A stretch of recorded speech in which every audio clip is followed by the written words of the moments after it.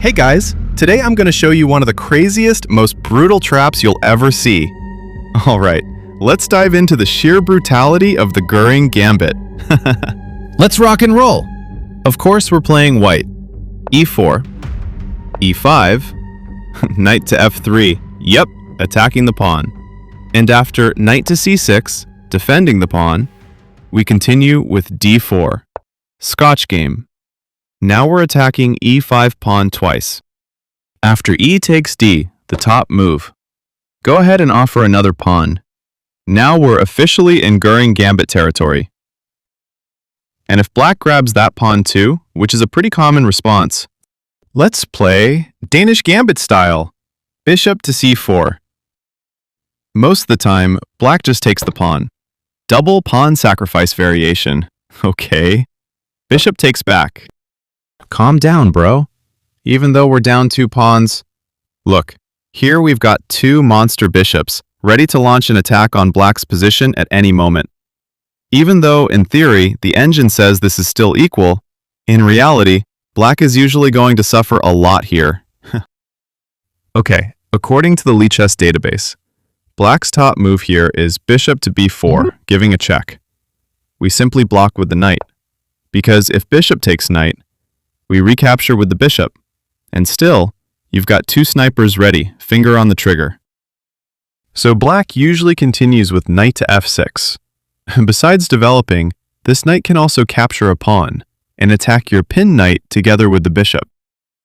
Guys, go ahead and castle short. Clearly the pin is no longer there. So if the knight dares to take, just grab it back. Or if black castles short, everything looks normal and fine. No problem. We start expanding. Jump your knight to d5. What's the knight's purpose? Yes, to attack the knight. Twice. So if black isn't careful, there will be doubled pawns on the f-file. Clearly not good news.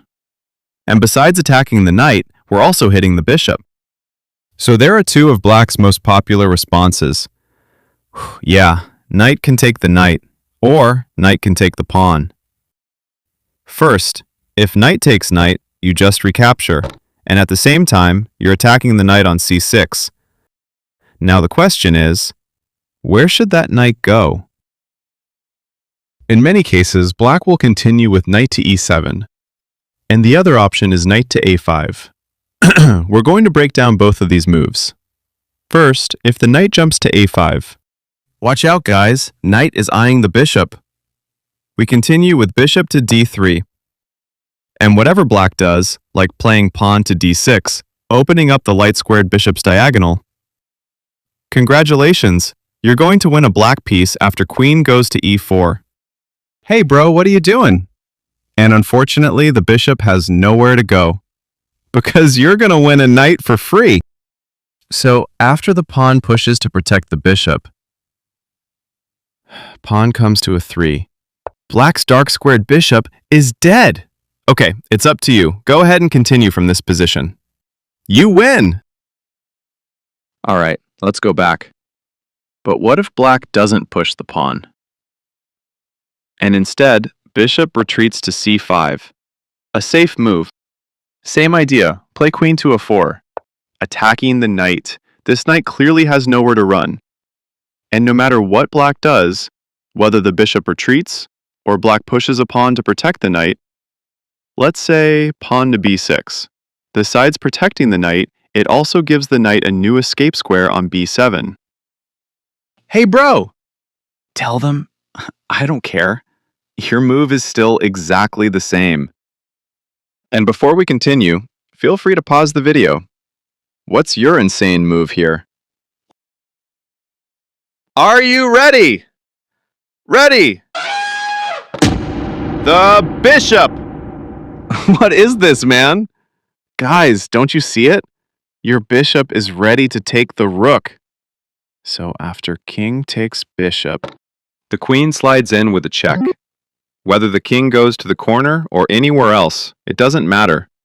Then queen to f5, threatening mate in 1 on h7. Queen takes pawn. Black's best move is queen to h4, protecting the pawn. Don't hesitate. take the queen. We're completely winning. Or, if the king decides to step out of the bunker again, queen takes, check. Only move. Another check. King's only move. Keep the checks coming. Bishop has to block. Rook takes bishop. Mate! Let's go back. After bishop delivers the tactical shot, the question is, what if the king doesn't take the bishop? Just take the rook. Okay, so you mean the rook just leaves, right? Good choice. We save the bishop, and black has to be extremely careful here. There's a queen to g4 check coming.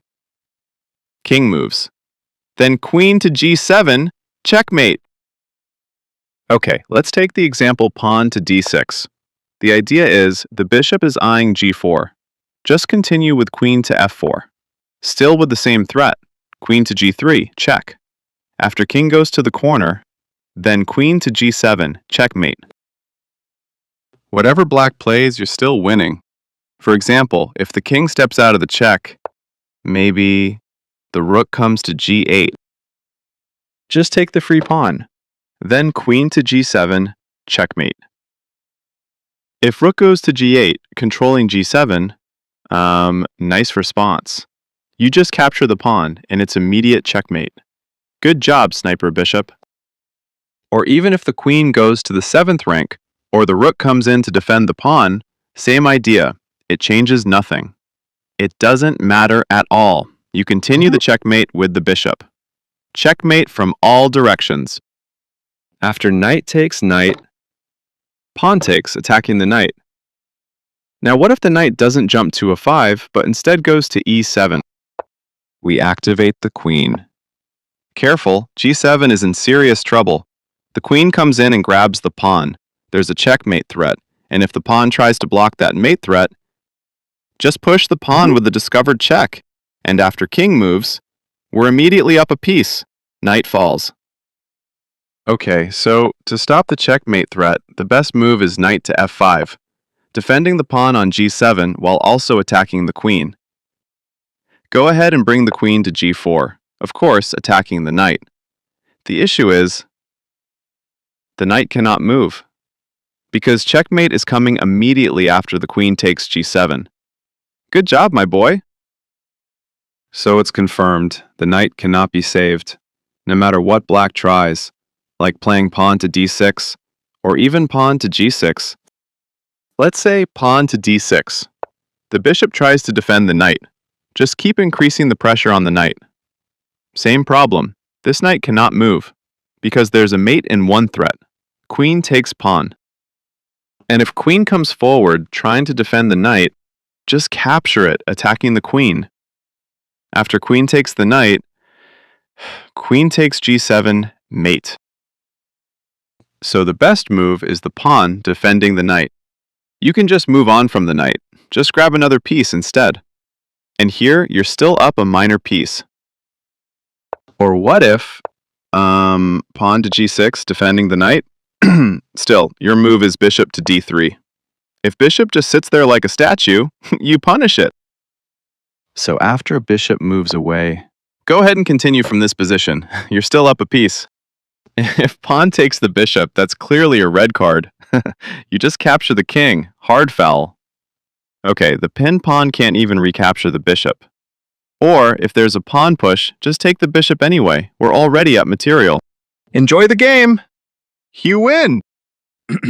Back to move 9. After the knight jumps to d5, black previously responded with knight takes knight. But what if black instead grabs the free pawn? Don't make this knight's life comfortable. Knight has to go.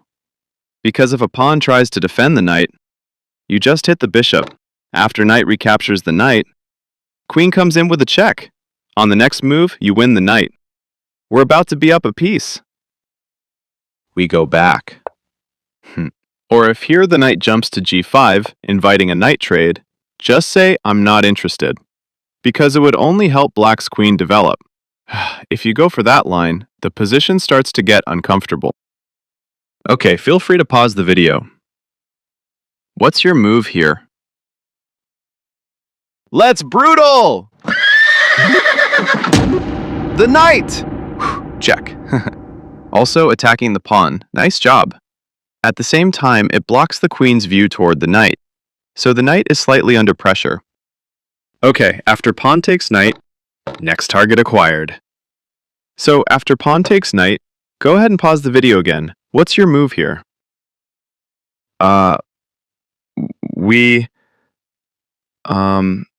Anyone got an idea? Queen to h4, right? Then take on h7 for checkmate? Okay. But I think the pawn will be pushed, blocking the bishop's view to h7.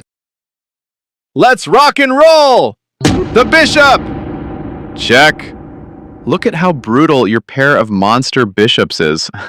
And now the king is forced to take a poisoned bishop. Another check.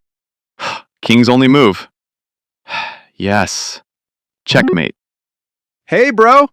Yes, I am. What if the knight doesn't want to jump to g5? You could whip it. Nah, don't. Poor thing. Instead, the knight jumps to c5, still attacking the bishop. Okay, fine. Just save the bishop. And if black plays pawn to d6, it looks perfectly natural. Getting ready to develop the light-squared bishop. We take the bishop, and after knight recaptures the knight, looks like that knight really has a grudge against your bishop. Continue with queen to d4. Now the knight is under attack. I guarantee that knight won't even have time for breakfast, because a disaster is about to hit black. There's a mate in one threat, which means you're about to win the knight. Okay, let's go back. So if black pushes the pawn, you already know what to do. Or if this bishop smells something fishy and decides to retreat, what's your move? Guys, your move is the same as before. We go after the king. If your knight isn't taken, for example, if the king steps into the corner, just take on h7. Even though it's not the best move, trust me, you're still winning. Bishop is backing up your knight. Or if the pawn takes the knight, this variation is basically the same as before. Continue with knight to g5. The only difference is, this time, the knight goes to g5 without capturing anything. It's just grabbing some fresh air. We attack the pawn, and if pawn takes the knight, he's sniper. Finish the game. King has to take the bishop, then queen check. King steps back, and queen to h8. Amazing checkmate! Alright guys, Göring Gambit. A gambit your opponent should definitely take seriously. It's incredibly brutal and packed with tricks. Go ahead and try it in your own games. Hope you found this helpful. Take care, I'll see you in the next video. Thanks!